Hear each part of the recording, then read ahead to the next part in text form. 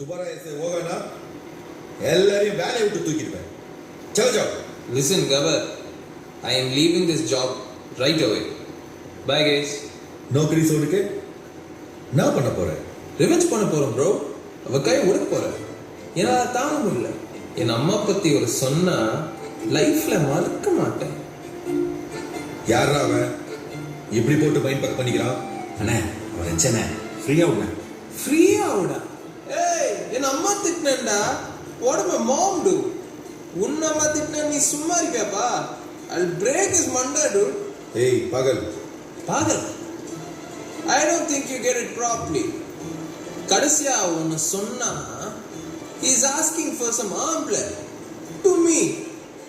Where will I go for arm blood? Do I look like a pombler?